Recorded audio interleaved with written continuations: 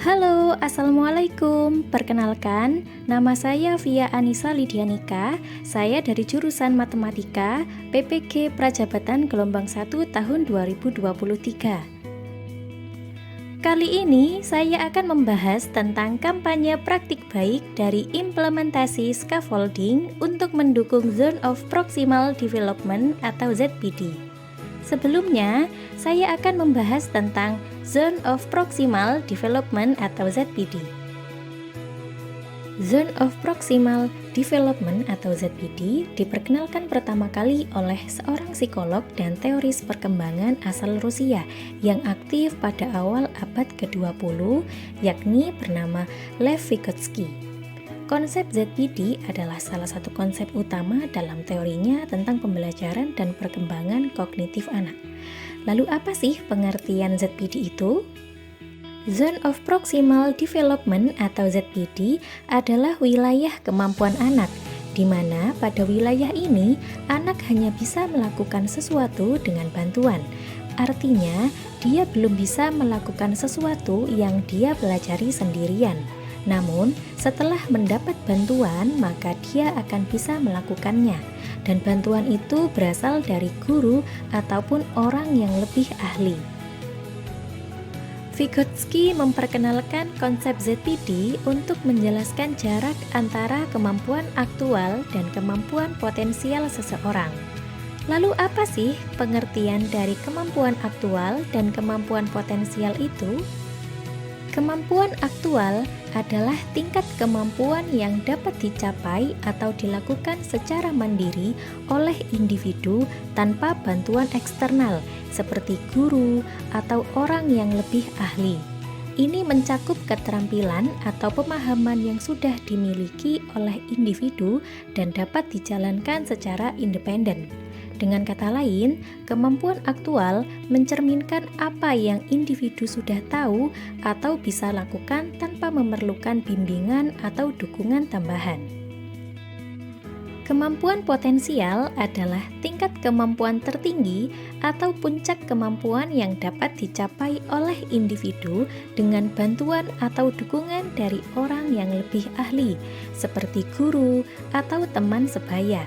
Ini mencakup potensi atau kemampuan maksimal yang dapat dikembangkan oleh individu melalui interaksi sosial, bimbingan, dan pengalaman belajar yang lebih mendalam.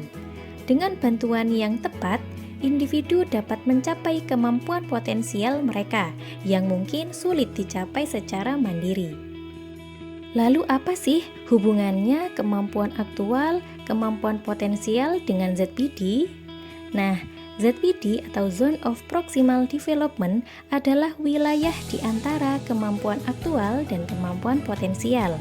Dalam ZPD, siswa belum dapat mencapai atau memahami sesuatu yang sedikit di luar jangkauan kemampuan mereka secara mandiri, tetapi dapat diatasi dengan bantuan dan dukungan yang tepat dari orang yang lebih ahli, seperti guru atau teman sebaya. Tugas guru adalah memberikan bantuan, dukungan, dan bimbingan yang tentunya harus sesuai dengan level ZPD ini. Bantuan, dukungan, dan bimbingan yang diberikan oleh guru atau orang yang lebih ahli ini disebut dengan scaffolding. Pemberian scaffolding yang tepat akan mengembangkan kemampuan siswa. Lalu apa sih pengertian dari scaffolding itu? Scaffolding adalah bantuan, dukungan yang diberikan oleh guru atau orang yang lebih ahli secara terstruktur dan berjenjang menuju ke arah kemandirian belajar. Tujuan pemberian bantuan secara berjenjang adalah untuk memberikan kesempatan kepada siswa untuk mengambil alih tanggung jawab setelah mampu mengerjakan soal secara mandiri. Selanjutnya, pembelajaran dan replikasi terkait implementasi scaffolding pada Zone of Proximal Development. Implementasi scaffolding pada Zone of Proximal Development dilakukan di kelas 10-2 SMA Negeri 2 Jember pada materi barisan aritmatika dan barisan geometri. Model pembelajaran yang saya gunakan yaitu problem based learning. Pada model pembelajaran ini, siswa diberikan sebuah permasalahan kontekstual untuk diselesaikan secara berkelompok. Adapun langkah-langkah model pembelajaran problem-based learning. Yang pertama, orientasi siswa pada masalah. Pada tahap ini, siswa disajikan sebuah masalah kontekstual berkaitan dengan materi barisan aritmatika dan barisan geometri.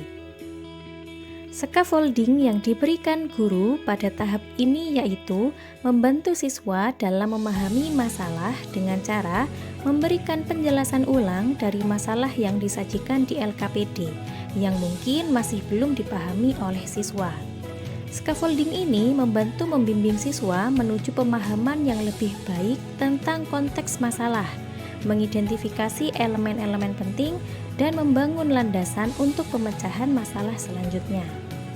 Tahap selanjutnya pada model pembelajaran problem-based learning yaitu mengorganisasikan siswa untuk belajar. Pada tahap ini, guru mengarahkan siswa untuk berkumpul bersama kelompoknya masing-masing untuk menyelesaikan permasalahan di LKPD. Scaffolding yang terjadi pada tahap ini yaitu melalui diskusi kelompok, di mana interaksi kelompok membuka peluang bagi siswa untuk memberikan dukungan satu sama lain dan bertukar ide. Interaksi kelompok ini juga menciptakan aktivitas tutor sebaya.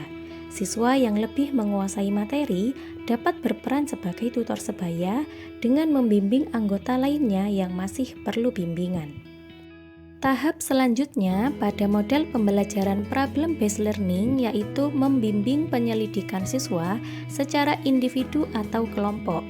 Pada tahap ini, guru memberikan bimbingan pada siswa secara individu atau kelompok dalam proses pemecahan masalah. Scaffolding yang dilakukan guru pada tahap ini yaitu guru memberikan pertanyaan bimbingan yang dirancang untuk membimbing siswa ke arah pemahaman konsep yang diperlukan. Pertanyaan tersebut dirancang untuk memicu pemikiran kritis dan membantu siswa memahami langkah-langkah yang diperlukan. Selain itu, guru membantu siswa dalam mengolah informasi atau data tambahan yang mereka temui selama penyelidikan dan memberikan panduan dalam mengintegrasikan data ke dalam pemecahan masalah. Tahap selanjutnya pada model pembelajaran problem-based learning yaitu mengembangkan dan menyajikan hasil diskusi. Pada tahap ini, siswa diarahkan untuk mengembangkan dan mempresentasikan hasil diskusinya di depan kelas secara berkelompok. Tahap terakhir pada model pembelajaran problem-based learning adalah menganalisis dan mengevaluasi hasil pemecahan masalah. Pada tahap ini, guru mengajak siswa untuk bersama-sama menganalisis dan mengevaluasi hasil pemecahan masalah.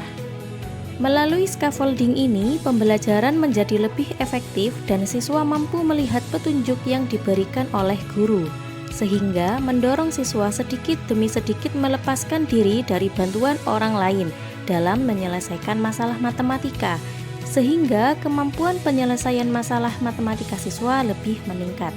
Hal ini terbukti berdasarkan hasil dari implementasi scaffolding yaitu siswa lebih aktif dalam kegiatan pembelajaran. Kemudian siswa juga lebih antusias untuk melakukan pemecahan masalah bersama kelompok yang awalnya merasa kesulitan menjadi tertarik untuk melanjutkan dan hingga selesai. Siswa juga lebih semangat dalam memahami konsep barisan aritmatika dan barisan geometri. Demikian video kampanye praktik baik dari implementasi scaffolding pada Zone of Proximal Development dalam pembelajaran matematika kelas 10 SMA Negeri 2 Jember. Terima kasih. Wassalamualaikum warahmatullahi wabarakatuh.